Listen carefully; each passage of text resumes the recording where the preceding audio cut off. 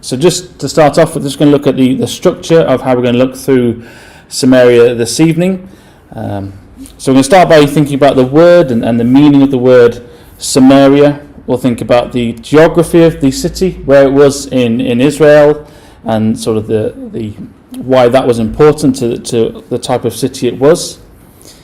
We're going to think about the history, biblical history of the city of Samaria, kings that lived there, prophets that visited there, both positive and negative. We'll think also a bit about archaeology and prophecy, and then finish in the New Testament. So hopefully one of those things sort of might excite you, whether it's geography, history, or whatever that might be. So starting off by looking at the meaning of Samaria. So it's a Hebrew word which has the idea of a watch station. So the root word of Samaria, it comes a couple of key times at the start of our Bible. So Genesis 2, Adam was keeping the garden. That's the root word of Samaria. And then we have the cherubim who kept the way of the tree of life. That is the same root word that we get this word Samaria from.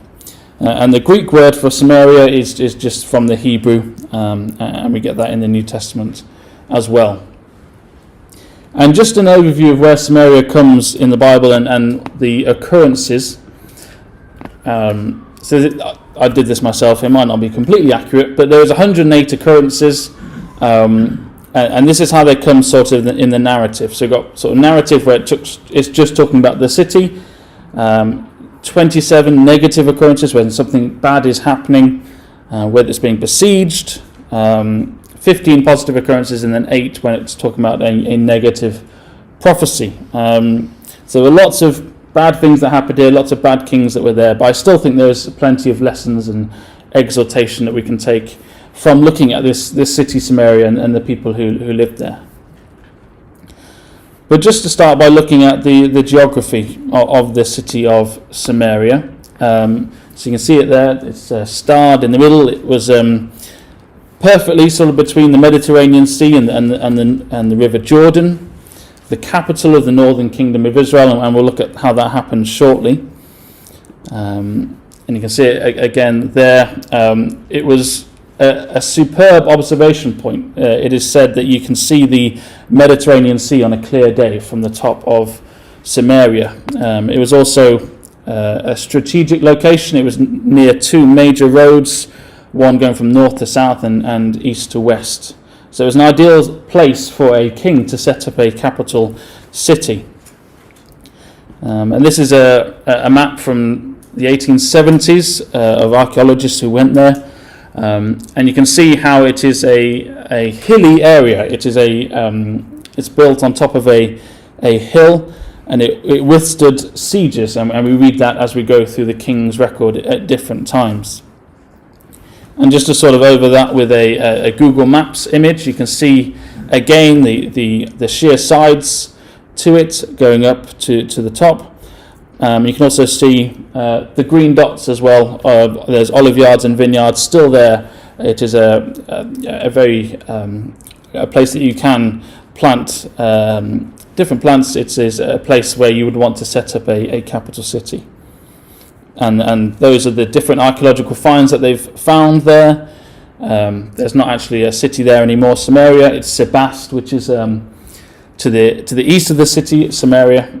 But those are the things that they found there. So let's look at the history. So the city of Samaria was originally owned by a man called Shema. So let's go back to Joshua chapter 17, where we have a possible link to Shema here.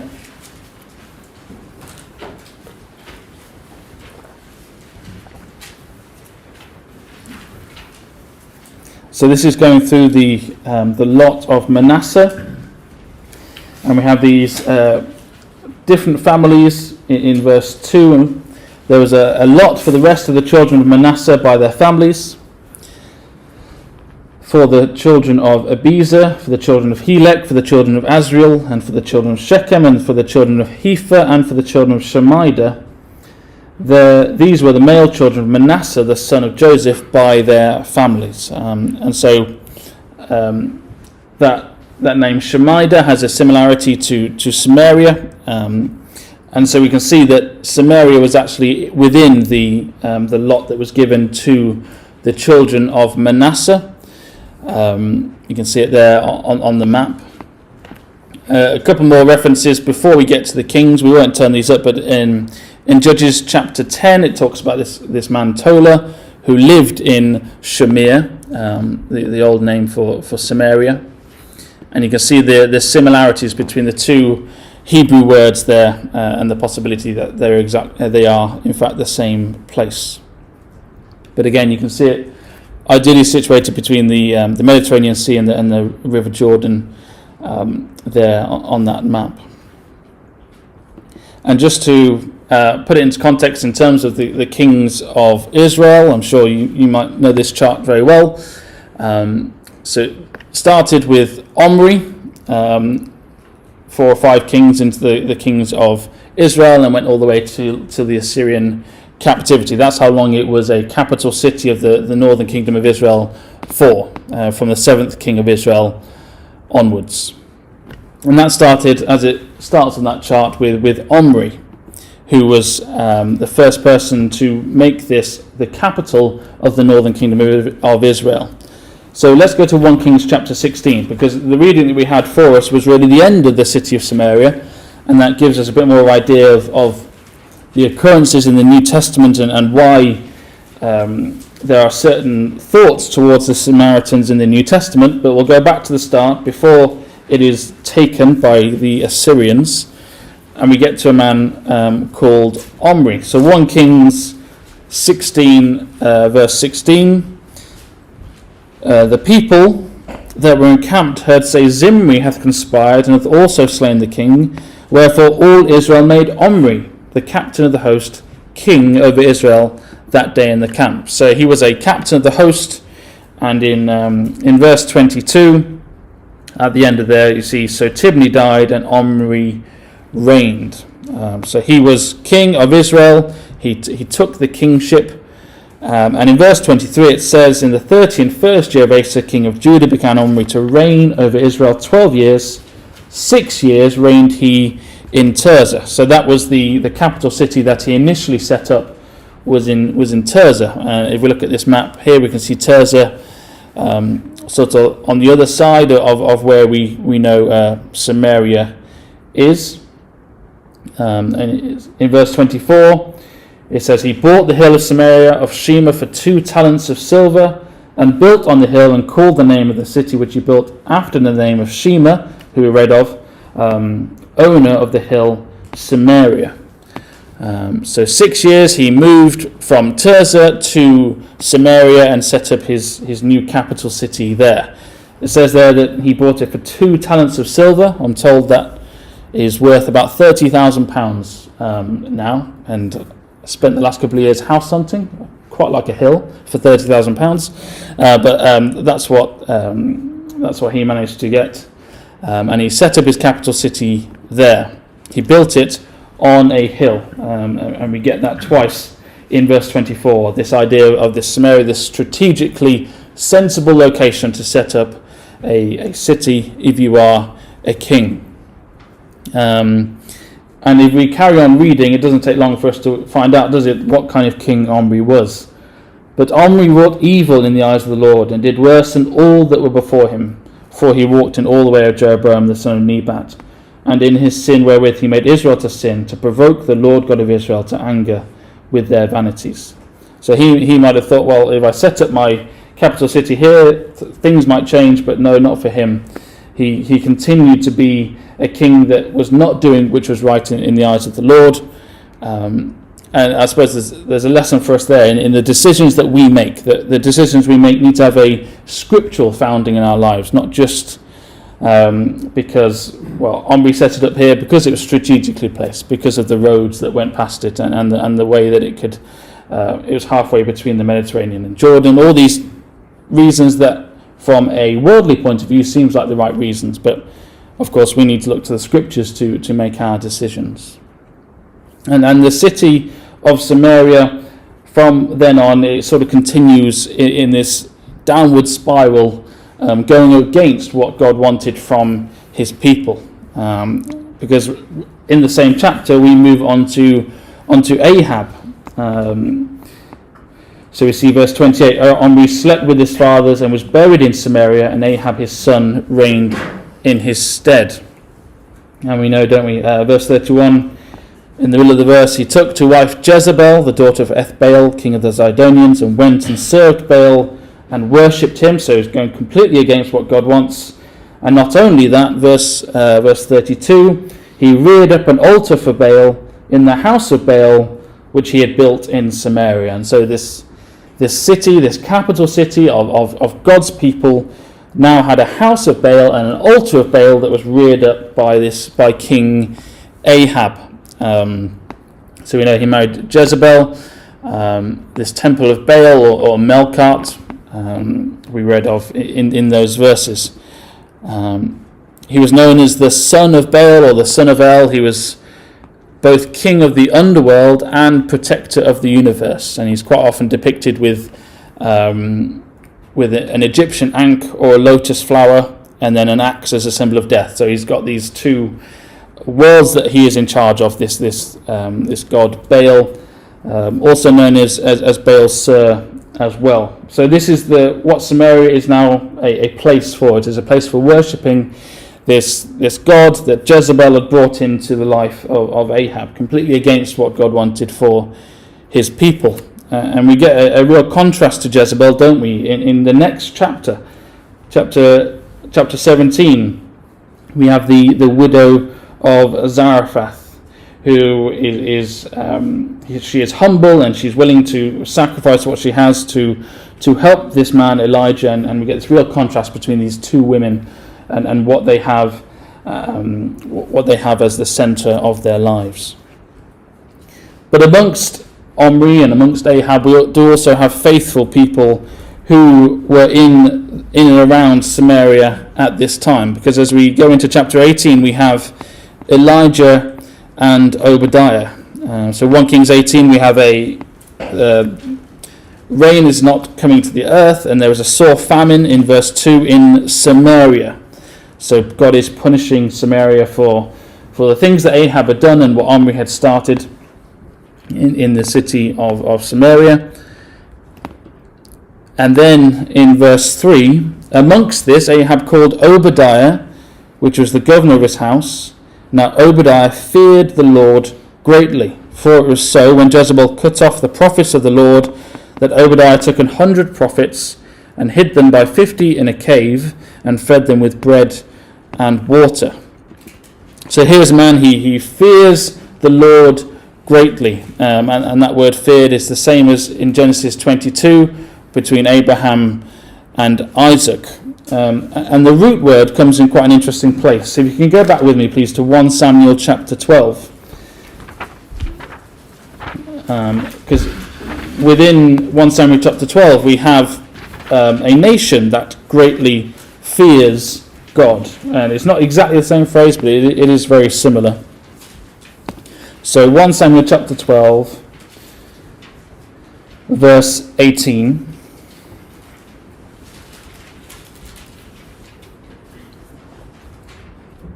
So Samuel called unto the Lord, and the Lord sent thunder and rain that day, and all the people greatly feared the Lord and Samuel. So that's a very similar phrase, that greatly feared. But what's the difference between those two occurrences? Well, in 1 Kings chapter 18, we have Obadiah who feared the Lord greatly in a drought, in a famine, a time of great hard times, and a time where he found the time and the energy and the resources to be able to feed 150 prophets in a cave. And here in 1 Samuel chapter 12, they fear the Lord greatly, but only after the rain and the thunder, only after God has provided for them. And so we see a man of great faith at this time. Now, why was this famine happening? Well, we know, don't we? So let's go back to 1 Kings 18. We see Elijah talking to Ahab in verse 17. It came to pass when Ahab saw Elijah that Ahab said unto him, Art thou he that troubleth Israel? And he answered, I have not troubled Israel, but thou and thy father's house, in that ye have forsaken the commandments of the Lord, and thou hast followed Baalim. So this is because of you, what you've done, Ahab. This is because of what you have set up in Samaria. This is why the famine has come. And so what faith Obadiah had, that he feared the Lord greatly, even in this time of great distress. And at the bottom of the screen there, that's Mount Carmel. Again, we're not going to go into that this evening, but obviously a very important time around this time in terms of Ahab and Elijah. So just going back to Baal, again known as Baal Sir, and we have it set up in the city of Samaria. And as we go through the king's record, we see that in 1 Kings chapter 20, twice the Syrians come against Samaria, but as we saw by the maps and the things that the archaeologists found, it was a well fortified city that was hard to take, and so the Syrians were not able to take the city of Samaria, and we get an interesting insight into why that was. So verse 28 of 1 Kings 20.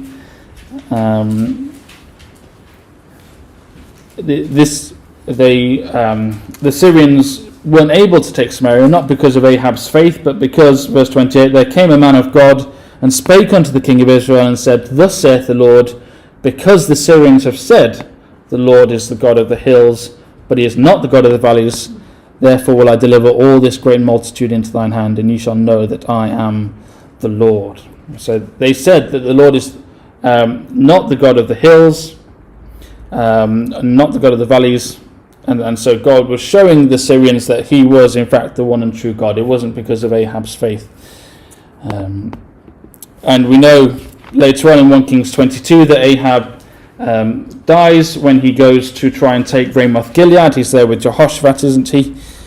And just an interesting bit of archaeology as well. We know that in verse 38 of 1 Kings 22, one washed the chariot in the pool of Samaria, and the dogs licked up his blood. They washed his armour according unto the word of the Lord which he spake. And when they did excavations into where they believed this palace was, they found this 10 by 23 metre reservoir within this palace, and historians sort of match this together with this verse. We don't know for sure if that is the case, but it's interesting that something that this verse could have been talking about could actually have been found, and we could go and see it today if we wanted to. So more negativity and more things that are happening in Samaria that go back to the pie chart at the start of this negative city. But once again, we are brought to something positive as we go through the history of Samaria, as we look at Elisha. So let's go forward to 2 Kings chapter 6, please.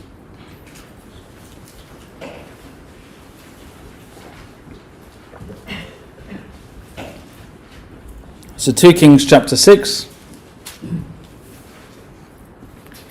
we have Elisha. We'll start in verse 8. The king of Syria warred against Israel and took counsel with his servants, saying, In such and such a place shall be my camp. And the man of God sent unto the king of Israel, saying, Beware that thou pass not such a place, for thither the Syrians are come down. And so we know that they know that they are coming. If we go to verse 18, we know before that the servant with Elisha sees the horses and the chariots, knowing that there is more with Elisha than with the Syrians. Verse 18, Elisha prayed unto the Lord and said, Smite this people, I pray thee, with blindness. And he smote them with blindness according to the word of Elisha. So we have these army of Syrians in Dothan. The angels are revealed to the young man in verse 17, and then in verse 19 they are blinded. Elisha said unto them in verse 19, This is not the way, neither is this the city. Follow me, and I will bring you to the man whom you seek. But he led them to Samaria. So he takes this army, of people who are trying to take Israel, and he takes them right into the capital city of Samaria. Verse 20, it came to pass when they had come into Samaria that Elisha said, Lord, open the eyes of these men that they may see. And the Lord opened their eyes, and they saw, and behold, they're in the midst of Samaria. And you can imagine their reactions as they opened their eyes, can't you? Straight into the capital city, next to Sebastos on the map there. And the king says to Elisha in verse 21, my father, shall I smite them? Shall I smite them? This is an opportunity for the king of Israel to destroy this Syrian army that had already besieged the city in generations past. And we know what Elisha says, doesn't he? Verse 22, thou shalt not smite them. Wouldest thou smite those whom thou hast taken captive with thy sword and with thy bow? Set bread and water before them, that they may eat and drink and go to their master. And he prepared great provision for them. And when they had eaten and drunk, he sent them away, and they went to their master. So the bands of Syria came no more into the land of Israel. And so we see the wisdom of Elisha in saying, how about you're nice to them? Maybe they won't come back. And that's what happens. And we get lots of links, don't we, to the feeding of the 5,000 there. And we think of what the Lord Jesus Christ says in Matthew chapter 5, verse 44. Love your enemies, bless them that curse you, do good to them that hate you, and pray for them which despitefully use you and persecute you. This is what Elisha is trying to put across to the king of Israel at this time, in a city where loving your enemies isn't really a thing, when worshipping Baal and going against what God wants is happening in this city. Elisha shows to the king and shows to all the people in the city the sort of attitude that they should have and what they should be putting first in their lives. So they are fed and watered, and they are allowed to return to Syria, and like it says, they came no more into the land of Israel.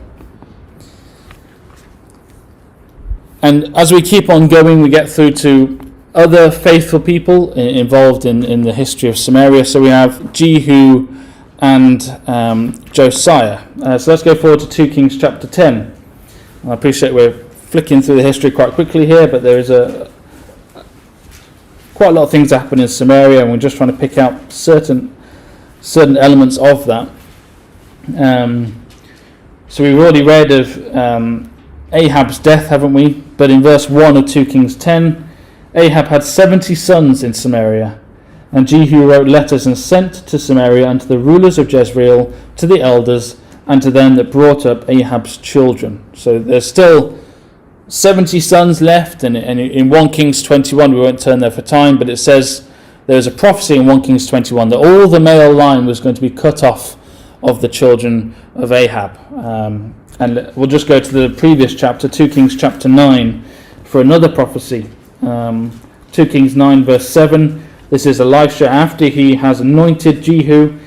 He says, you have been anointed king because, verse 7, thou shalt smite the house of Ahab thy master, that I may avenge the blood of my servants the prophets, and the blood of all the servants of the Lord at the hand of Jezebel. For the whole house of Ahab shall perish, and I will cut off from Ahab every man-child, and him that is shut up and left in Israel. This was commanded to Jehu. It was prophesied in 1 Kings 21, and this is what we have in 2 Kings chapter 10, finishing that job off, getting rid of these 70 sons of Ahab that were still following Baal worship, and this is what Jehu was sent to do.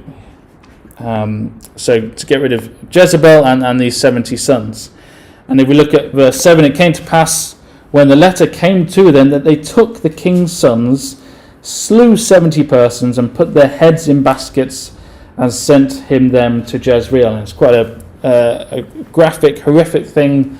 And you think, wow, that's pretty strong thing to do. But secular history, so Ashurnasirpal II, this is something that he wrote down, and we're not going to go through all of it, but he took live soldiers, the heads of the city's royal city, and built a pile of heads before his gate. And so this was a king of Assyria during Omri's reign. So this was something that to us seems pretty barbaric, but at these sorts of times wasn't particularly. And you can imagine what people thought about this particular king and what people thought about Jehu when they saw and heard about these 70 heads that were travelling from one place to another, and the thoughts that they would have had of what did those 70 sons stand for? Why was Jehu so strongly against them?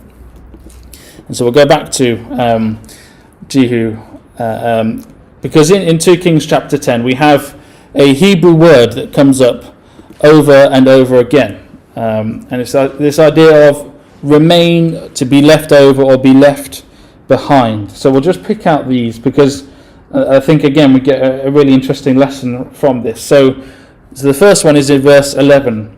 So Jehu slew all that remained of the house of Ahab in Jezreel, and all his great men, and his kinfolks, and his priests, until he left him none remaining.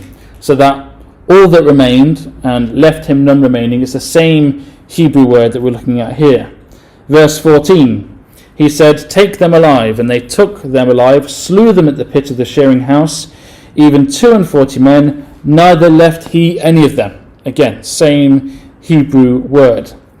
Verse 17, when he came to Samaria, he slew all that remained unto Ahab in Samaria, till he had destroyed him, according to the saying of the Lord, which he spake to Elijah. And then verse 21, and Jehu sent through all Israel, and all the worshippers of Baal came, so that there was not a man left that came not. So we get there 5 times this same Hebrew word about none being left, none remaining. He was absolutely ruthless, Jehu, in this mission that was given to him by God through Elisha, that it was his job to completely get rid of everything that attained unto Ahab and his sons and worshipping Baal. Nothing was to be left, nothing was to remain. And the branch word of this Hebrew word has the idea of leaven, which again I think is interesting, because this is what Jehu is doing. He is leavening, he is getting rid of the leaven of the bread to make sure that none of Israel can be affected by these 70 sons. And then that same idea is taken through into 2 Kings 23, please, as we look at Josiah, who did very similar things to what Jehu did.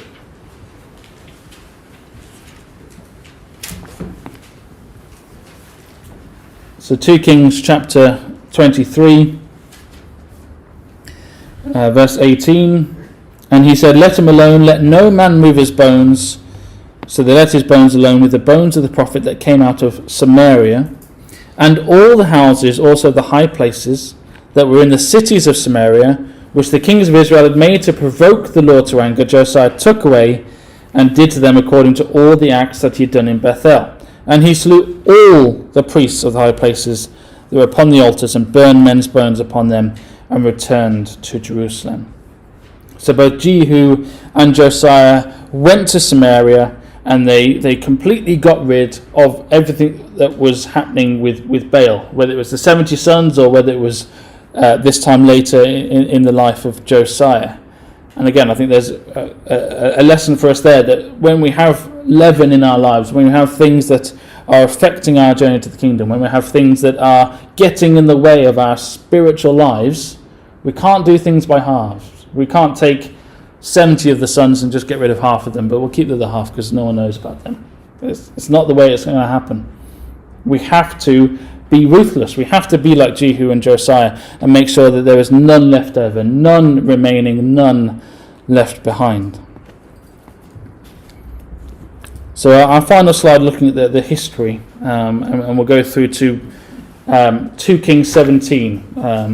We'll go back to 2 Kings 17, which is where we read of Samaria and what happened at the end of the possession of the kings of Israel. And we're not going to read through it. Brother Tim did a great job reading through it. We're not going to do that again. But as we go through the chapter, we see, so verse 25, they weren't fearing God, so lions are sent because of their unbelief. Verse 26, the king of Assyria is told about this, and so verse 27, they send a priest to go and teach them about God and how to worship God. And then verse 28, they did that, but they also retained the gods that they already had. It says that, so verse 29, howbeit every nation made gods of their own, and put them in the houses of the high places which the Samaritans had made, every nation in their cities wherein they dwelt. It was a complete mixture, and you get verse 30 and 31, these different gods from different nations that these people were worshipping, as well as Yahweh, as well as the true God. So they retained their current gods, they retained their current way of worshipping, including burning their children in the fire of Adramelech, and, verse 32, they feared the Lord. They can completely made their own sort of religion. They served God and Mammon at the same time, and this caused issues going forwards, and why they are frowned upon in the New Testament, because of what happens specifically here with all these different nations. And we're going to look at an archaeological find which talks about this, all these different nations coming to live in Samaria coming up. So that's a brief history of Samaria from a biblical point of view, both positive and negative, both kings that completely brought the city so spiritually low to ones who were willing to completely get rid of all that idolatry. A real contrast there, and those prophets like Elijah and Elisha and Obadiah, who were in amongst that time with that city of great evil, were able to shine as lights in that time. So in terms of archaeology, and specifically with looking at Samaria, so we've got here, this was written, this is a Babylonian chronicle, and it says on the 25th day of the month of Tebet, Shalmaneser ascended the throne in Assyria, he ravaged Samaria. So 2 Kings 17, let's go back to 2 Kings 14, 2 Kings 14.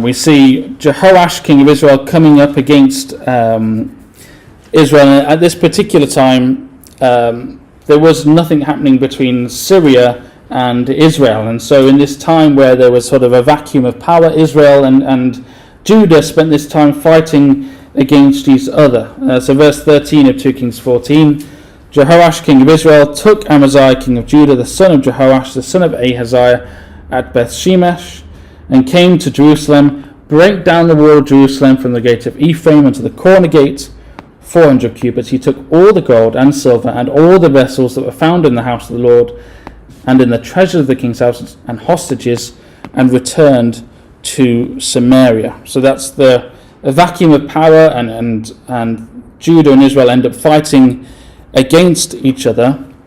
But let's go forward to 2 Kings 17, verse 6.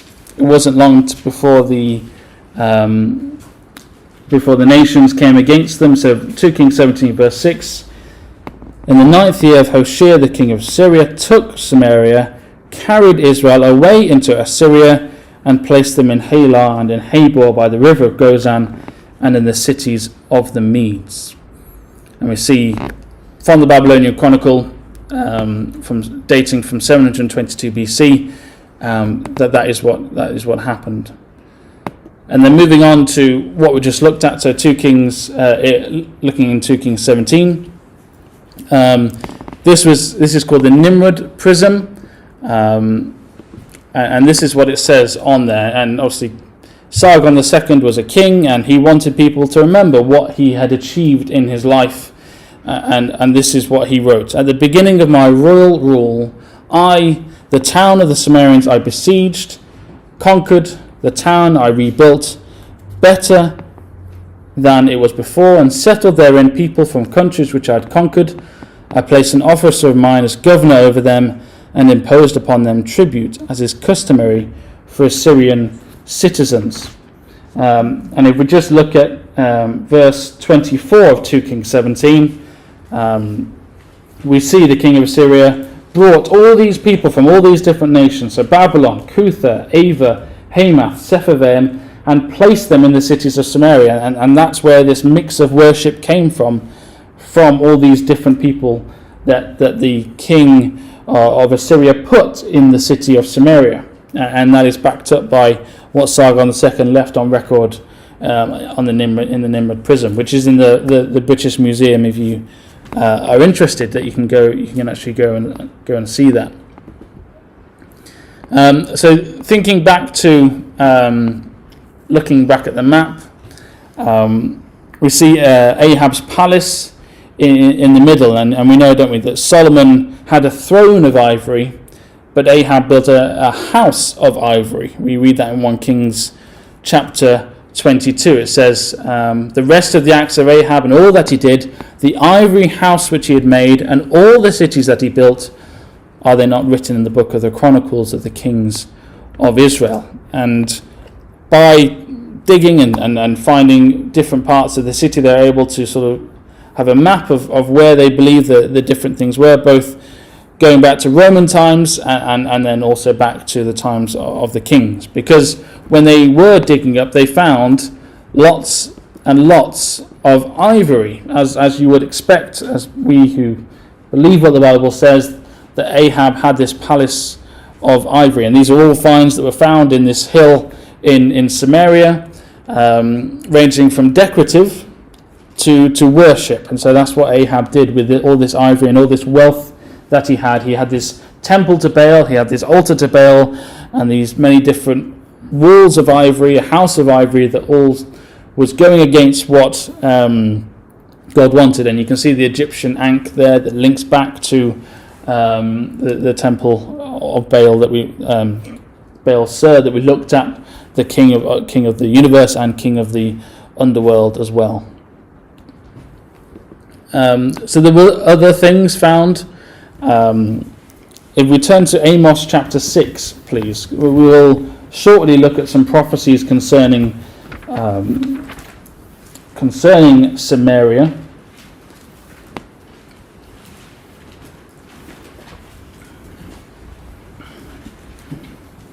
If we go to Amos chapter 6, this particular find that was found in the hill is interesting. So Amos chapter 6, starting in verse 1. Woe to them that are at ease in Zion, and trust in the mountain of Samaria, which are named chief of the nations, to whom the house of Israel came. So it's talking about this mountain of Samaria, and what are they like there? Verse 4. They lie upon beds of ivory. They stretch themselves upon couches, eat the lambs out of the flock and the calves out of the midst of the stall, that chant to the sound of the viol, and invent to themselves like instruments of music like David, that drink wine in bowls, and anoint themselves with chief ointments, but they are not grieved for the affliction of Joseph. And these particular bits of pottery that were found, often if there's a bit of broken pottery, they would use that to write on. And these particular are sort of receipts. And we can see there in the 10th year to Shemariah from Biryam, jars of old wine, and also in the 10th year, vineyard, a jar of fine oil. And it's interesting, there are many things found, but those particular things that I found completely linked to what the prophecy is all about, and it describes what they were like. They drink wine in bowls, they anoint themselves with chief ointments, and that's receipts that were found in the hill of Samaria.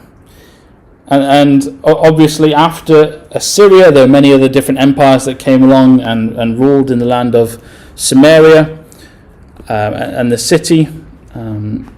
So this particular archaeological find is connected to a wall which protected the Acropolis that they found, and this is in the time of Alexander the Great. The coins were also found depicting different rulers within those times, and apparently you can tell what kind of wall it is because of the bevel edge. They're able to date that specifically to the time of Alexander the Great and the years afterward.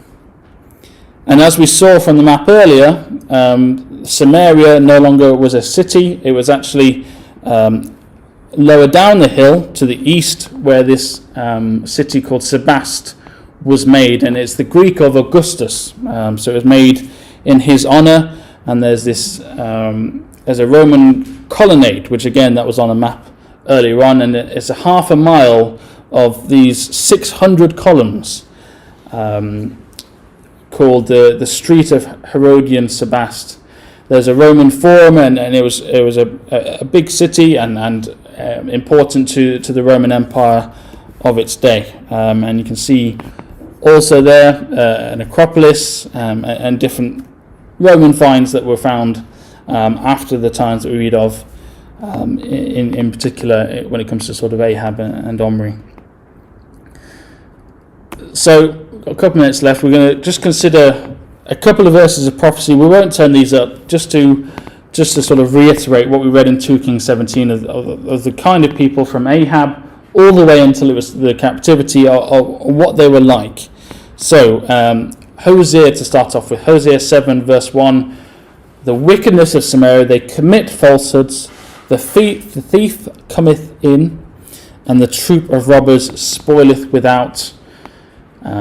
Amos 4 verse 1.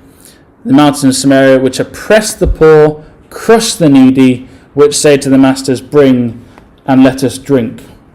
And then Micah 1 verse 6. I'll make Samaria as an heap of the field, and as a planting of vineyards, because all the graven images thereof shall be beaten to pieces.